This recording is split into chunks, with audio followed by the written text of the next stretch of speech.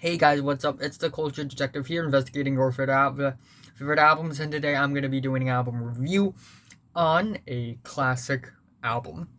Because lately, I have not been very positive in my album reviews because I've been mostly reviewing albums that came out in 2020.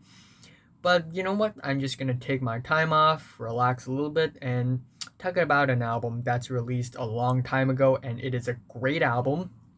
And this album would be Fugazi's Repeater. And so, Fugazi is a band from Washington, D.C., a hardcore punk band, but a very unique one at that.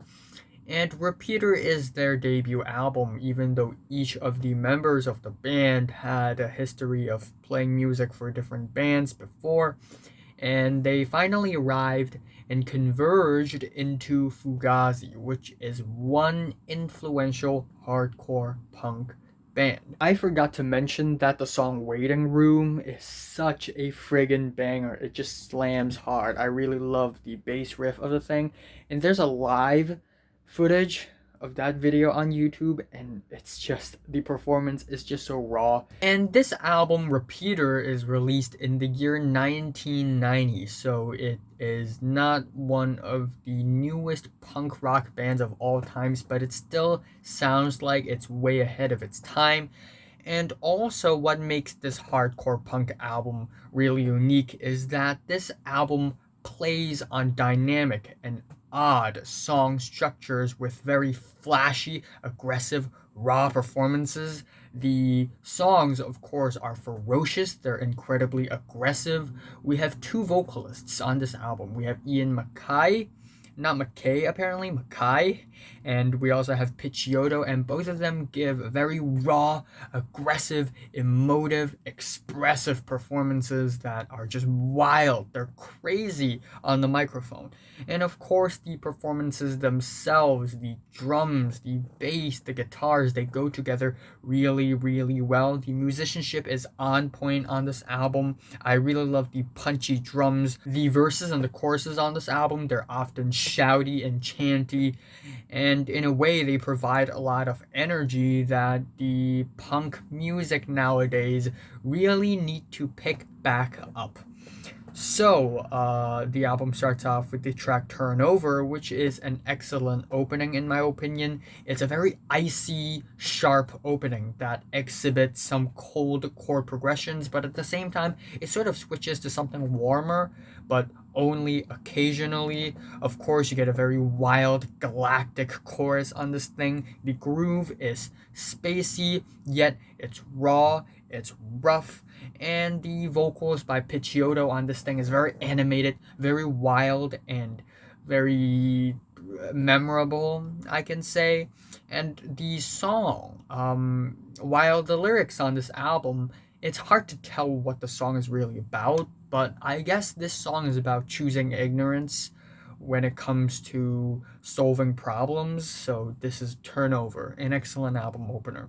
We have the title track, Repeater, which is a way tighter and way more straightforward song, almost so tight, it almost feels claustrophobic. In between the grainy vocals, the very sharp guitars, the rattling, crazy drums on this track, and how they're all mixed so tightly together, it's almost claustrophobic. But also at the same time, the melodies are really straightforward and rather accessible on this track, even though it took me a while to get into this track. And again, the wild performances of this thing, I just really love it. 1, 2, 3, repeater. And then we have the track Brendan 1, which is easily one of my favorite tracks off of the first half of the album, the first time I've listened to it, because this is one of the most accessible tracks on the album, in my opinion, especially if you're a fan of just bass guitars. It's an instrumental track. There are no vocals on this track, but the bass and the drums and how tight and groovy they are and how catchy they are. It's just so energetic and provides so much personality to the track. It's awesome. And occasionally, once in a while on the track, you get this wall of just raw, rough, wild guitars just falling on top of the grooves, and it just sounds very tight. We have the fourth track, Merchandise, which has some climbing bass, and on top we get some clicking, chugging guitars. We get a very explosive chorus. We owe you nothing. You have no control. And very obviously, this song is written against consumerism. We also have the track Blueprint, which is also one of the more accessible tracks on the album, but it's also a ballad, but a hardcore ballad at that, in that it's very slow. We get some slow, saddening, anthemic guitars in the back, but then we get this driving drum beat that just keeps on pushing this track along. And then we got the performances, and we get this refrain that just keeps on being repeated. I'm not playing with you. I'm not playing with you. And it's being repeated over and over again, like the album title, Repeater. And in a way, it's so ugly. I almost see it as almost like a joke, like a pissing contest. Maybe I'm wrong, but it's almost like the vocalist is trying to impersonate someone who's just trying to say, I'm not playing with you, man. I'm serious. And it reads to me as something that's supposed to be funny, but maybe it's just me. And we also have the track Sea Fisted Find, which is lately one of my favorite tracks. One of the tracks that I just keep on repeatedly listening to because of the friggin' bass. Oh, the bass is just so bold, so thick, so fat, and the way it just wiggles into the verses and the choruses. Oh, yeah! And then on top, we get some shimmery lead guitars as well. Perfect combo. The instrumentals are incredibly compelling. The chords on this track are very dynamic, and I enjoy this track a lot. And to follow up, we have the track Greed, which is almost 2 minutes long. And it's basically some blaring guitars that sometimes pauses, and the band just yelling, you wanted everything, you needed everything. Not a very not a track that have a lot of room for discussion. And I don't think instrumentally this is one of the best tracks on the album either, but still the performances, they're there, they're there.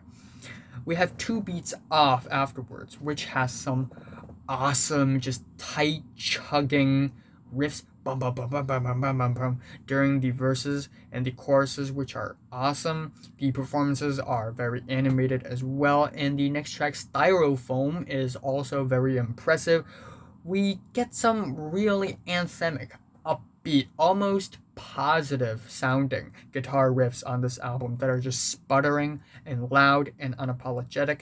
The drums on this track, they are propelling and propulsive, and it's a very solid song overall. And the next track is just as solid, Reprovisional, except I guess the pacing of the song is not as aggressive. The drums and guitars on this track, they're more mid-paced, but once again, this track feels a little more energetic, more upbeat than other tracks on the album, and it still really works out. And the album ends off with the track Shut the Door, which is also sort of a ballad written by Ian MacKaye. The vocals on this track are very tongue-in-cheek, and he doesn't shout either, which is rare on the album. But when he does, he sings with a lot of passion and firmness.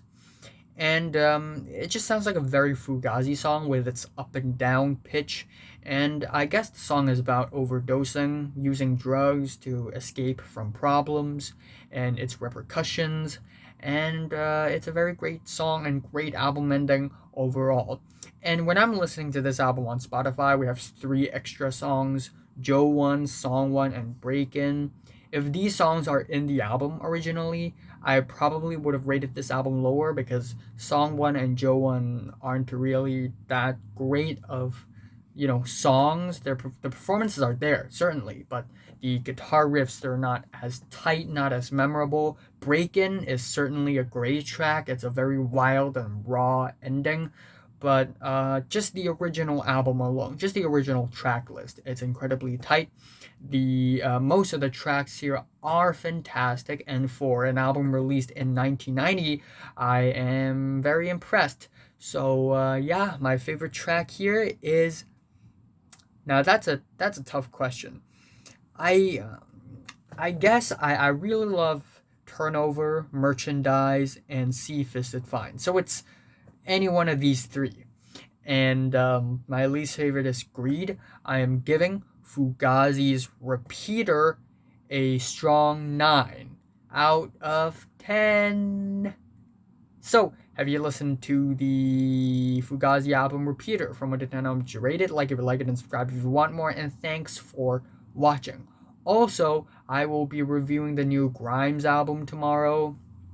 And also, I'll do another classic album review. I'm going to keep quiet and not tell you what this album is going to be. And also, I will be reviewing the new Denzel Curry and Kenny Beats, Tricot, Meghan Trainor, Kesha, Lil Wayne, and HMLTD.